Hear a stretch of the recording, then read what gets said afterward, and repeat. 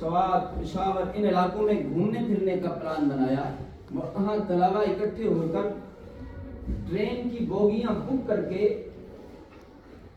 ملتان سے پشاور کی طرف نکلے. بڑا مختصر کر رہا ہوں، ٹائم بڑا کم ہے. تو راستے میں یہ اسٹیشن تھا چناب نگر کا جو رہوا ہے. یہاں پر قادیانی بہت زیادہ تھے، بدماشی تھی ان کی. اسٹیشن پر بھی ان کے لوگ، تھانوں میں بھی ان کے لوگ، ہر جگہ پہ ان کے لوگ. تو یہ یہاں جو ٹرین رکتی تھی نا، اس ٹرین پر یہ اپنے پمفلٹ تقسیم کرتے تھے. توجہ کیجیے گا، ٹرین وہاں رکی، نوجوان طلباء کے ڈبوں میں بھی یہ آئے اور اپنا لٹریچر اور الفضل، یہ قادیانیوں کا ایک رسالہ تھا، یہ تقسیم کرنے لگے. کالج کے جو لڑکے تھے نا، انہوں نے دیکھا یہ قادیانیوں کا لٹریچر ہے، پکڑا، پھاڑا، پاؤں پہ روندا اور تاج و تخت ختم نبوت کے نعرے لگائے، قادیانی مرد آباد کے نعرے لگائے. لڑکے ہوتے ہیں نا، لڑکے پھر ذرا کئی دفعہ حاضری دیکھتے. غلام احمد قادیانی کو گاما کہا، یعنی سخت نعرے لگائے.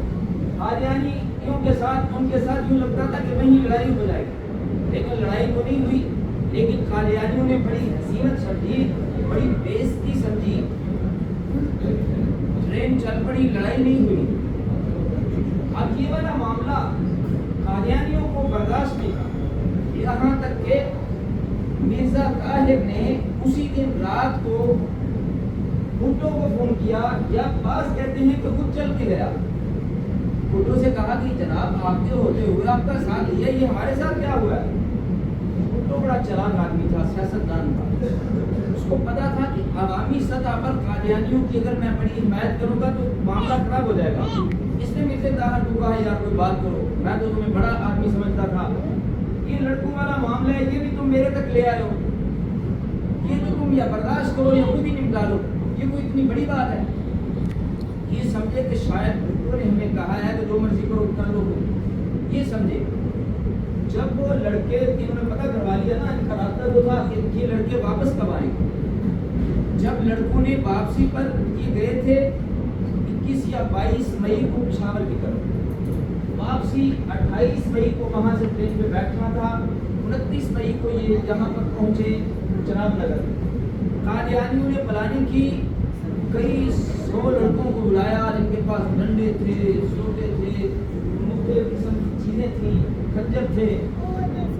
انہوں نے جب ٹرین وہاں سے رکی تو لڑکوں کو مارنا شروع پکڑا. لڑکے بیچارے کو سیٹ کے نیچے چھوڑ رہا ہے، کوئی ادھر کسی کے بازو توڑ دیا، کسی کے پیشانی پہ زخم، کسی کا کان ٹوٹ گیا، کسی کا بازو ٹوٹ گیا. زخمی روحان ہو گئے لڑکے، کئی لڑکے بے ہوش ہو گئے. ایک لڑکا بے ہوش ہوا زیادہ. یہ آخری ریکارڈ ہے پاکستان کے ہائی کورٹ میں، اس کی باقاعدہ تفصیل لکھی ہوئی ہے. پاکستان کی عدالتی فورم پر اس کا ریکارڈ موجود ہے کہ ایک لڑکا جو زیادہ بے ہوش ہو رہا تھا، تو دوسرا قادیانی اپنے قادیانی کو کہتے اس کو اور نہ مارو، اس کو پانی پلاؤ، یہ مر جائے گا، ہمارے سرے چڑھ جائے گا. تو وہ کیا کرتا ہے، اپنی پینٹ کھولتا ہے، اس کے منہ کے اوپر پیشاب کرتا ہے. یہ قادیانی، جو لوگ سمجھتے ہیں نا کہ یہ مولوی قادیانیوں کے خلاف پتہ نہیں کیوں اتنا ہے، آپ کو پتہ نہیں ہے کہ قادیانیوں کا جب یہ عروج تھا یہ بہت ظالم تھا. لیکن میں آپ کو یہ بتا دوں، یہ انہوں نے حشر نشر کر دیا. یہاں فیصل آباد آ کے ٹرین میں رکنا تھا، وہ فون چلے گئے کہ ٹرین کیوں نہیں پہنچ رہی.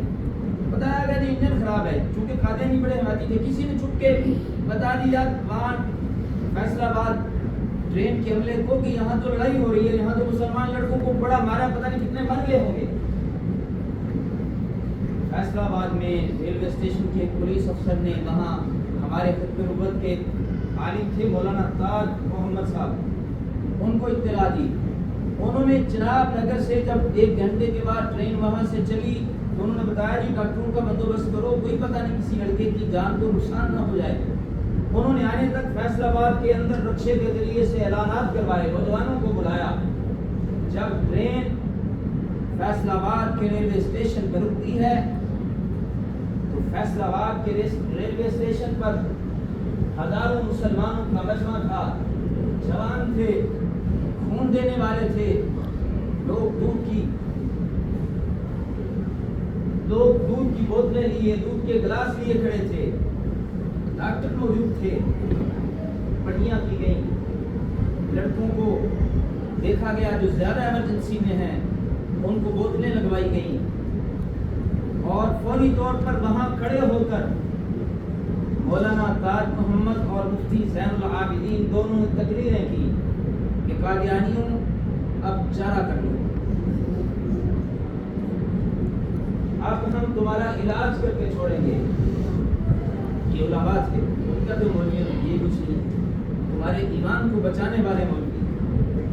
فیصل آباد کی سرزمین پر 2-4 مولویوں نے جس آواز کو بلند کیا، زخمی لڑکوں کو حوصلہ دیا کہ تم بے سہارا نہیں ہو، تم لاوارث نہیں ہو.